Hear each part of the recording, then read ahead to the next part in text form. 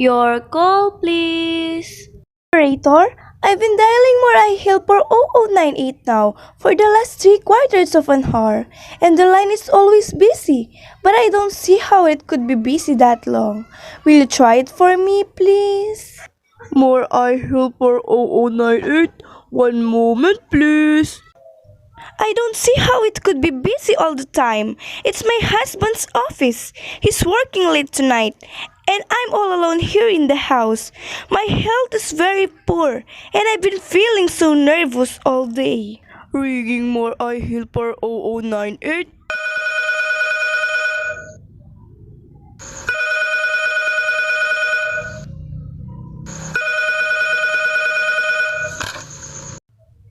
Hello? Hello? Hello?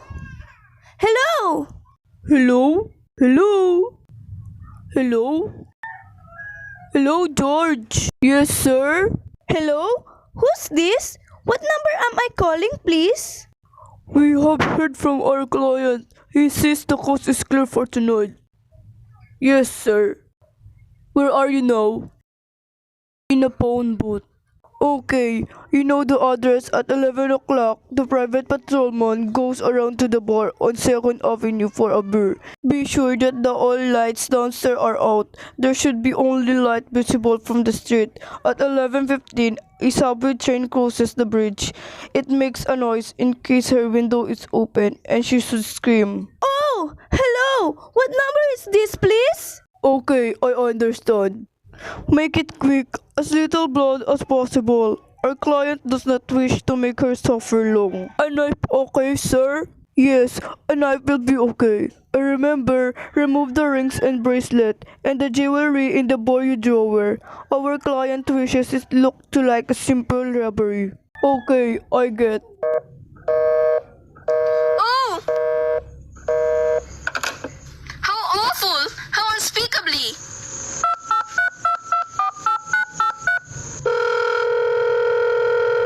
Your call, please. Operator, I've just been cut off. I'm sorry, madam. What number were you calling? Why? It was supposed to be Moray Hill for 0098, but it wasn't. Some wires must have crossed. I was cut into a wrong number, and I've just heard the most dreadful thing. A murderer! An operator! You simply have to retrace that call at once.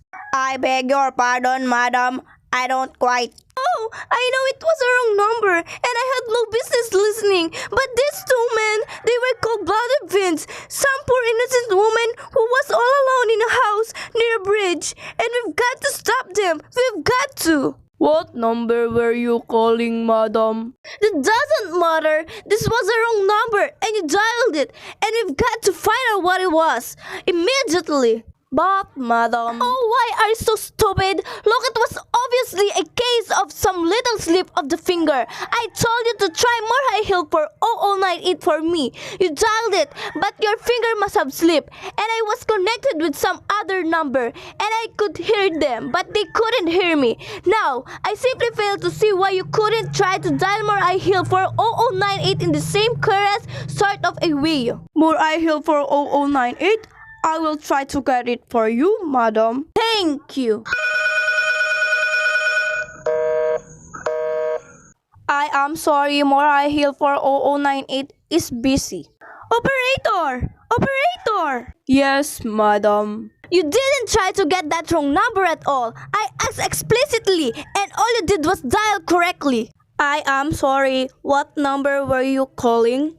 Can't you, for once, forget what number I was calling and do something specific? Now, I want to trace that call. It's my civic duty. It's your civic duty to trace that call and to apprehend those dangerous killers. And if you want, I will connect you with the chief operator. please. This is the chief operator. Chief operator, I want you to trace a call, a telephone call, immediately. I don't know where it came from or who was making it, but it's absolutely necessary that it be tracked down because it was about a murder. Yes, a terrible cold-blooded murder of a poor innocent woman tonight at 11:15. I see. Can you trace it for me? Can you track down those men?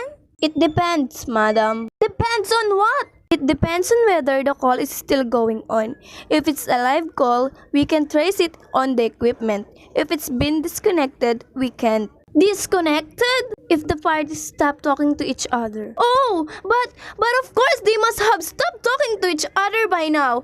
That was at least 5 minutes ago, and they didn't sound like the type who would make a long call. Well, I can tracing it now. What is your name, madam?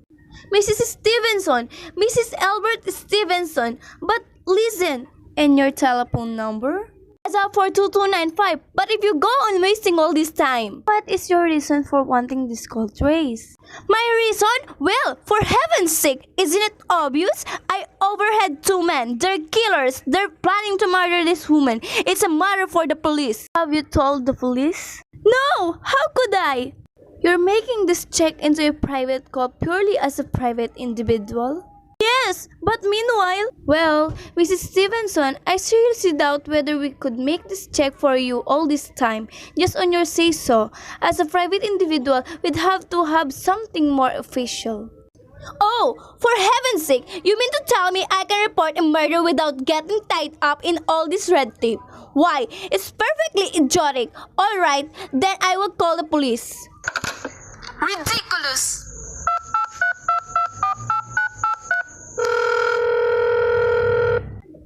Your call, please. The police department, please. Ringing the police department.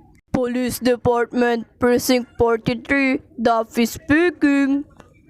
Police department? Oh, this is Mrs. Stevenson. Mrs. Albert Smythe Stevenson of 53 North Sutton Place. I'm calling to report a murder.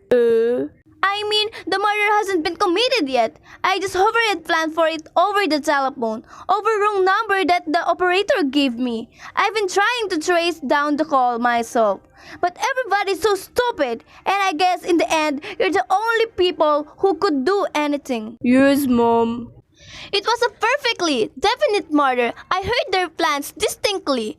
Two men were talking and they were going to murder some woman at 11:15 tonight. She lived in a house near a bridge. Yes, Mom. And there was a private patrolman on the street. He was going to around for a beer on a 2nd Avenue. And there was some third man, a client, who was paying to have this poor woman murdered. They were going to take her rings and bracelets and use a knife.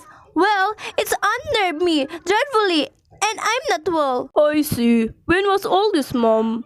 About 8 minutes ago. Oh, then you can do something. You do understand. And what is your name, Mom? Mrs. Stevenson, Mrs. Alfred Stevenson. And your address? 53 North Sutton Place, that near a bridge, the Queensboro Bridge, you know, and we have a private patrolman on our street and 2nd Avenue. And what was the number you were calling? More I held for 0098, but that wasn't the number I overheard. I mean, more I held for 0098 is my husband's office. He's working late tonight, and I was trying to reach him to ask him to come home. I'm invalid, you know, and it's the midnight off, and I hate to be alone with, even though he says I'm perfectly safe as long as I have the telephone right beside my bed. Well, we'll look into it, Mrs. Stevenson, and see if we can check it with the telephone company. But the telephone company said they couldn't check the call if the parties had stopped talking. I've taken care of that. Oh, yes. Personally, I feel you ought to do something far more immediate and drastic than just check the call. What good does checking the call do if they've stopped talking? By the time you track it down, they'll already have committed the murder. Well, we'll take care of it, lady. Don't worry. See, the whole thing called for a search, a complete thorough search of the whole city. I'm very near a bridge, and I'm not far from 2nd Avenue, and I know I'd feel a whole lot better if we sent a radio car to this neighborhood at once. And what makes you think the murder's going to be committed in your neighborhood, Mom? Oh, I don't know. This coincidence is so horrible. 2nd Avenue, the patrolman, the bridge. 2nd Avenue is a long street, ma'am. And do you happen to know how many bridges there are in the city of New York alone? Not to mention Brooklyn, Staten Island, Queens, and the Bronx. And how do you know there isn't some little house out on Staten Island on some little 2nd Avenue you've never heard about? How do you know they were even talking about New York at all? But I heard the call on the New York dialing system. How do you know it wasn't a long distance call you overheard?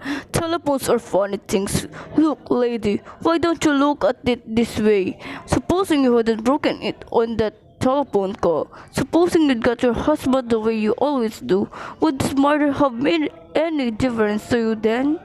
I suppose not, but it's so inhuman, so cold-blooded.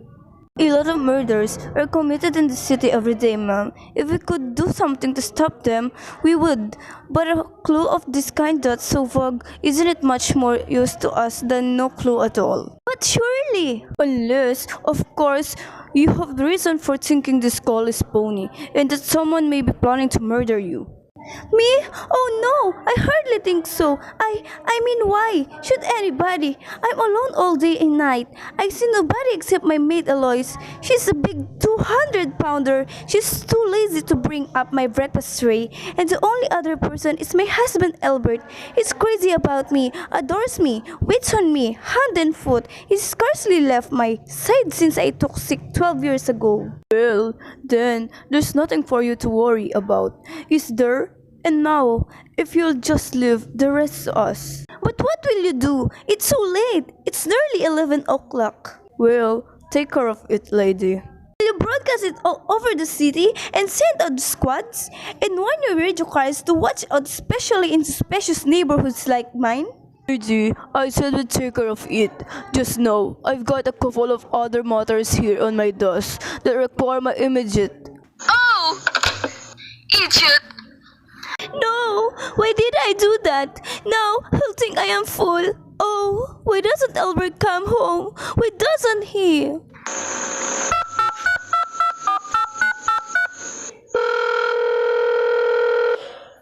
Your call, please. Operator, for heaven's sakes, will you ring that Morhe Hill for 0098 again? I can't think what keeping him so long. Ringing more I Hill for 0098.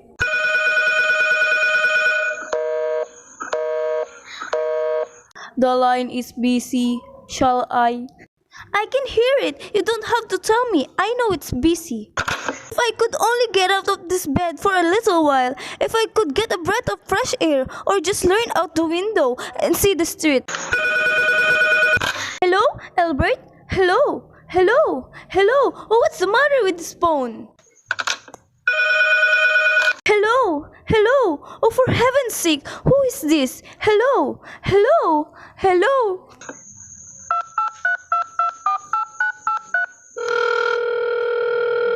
Your call, please. Hello, operator. I don't know what's the matter with this telephone tonight, but it's positively driving me crazy. I've never seen such inefficient, miserable service. Now, look, I'm an invalid. And I'm very nervous, and I'm not supposed to be annoyed. But if this keeps on much longer...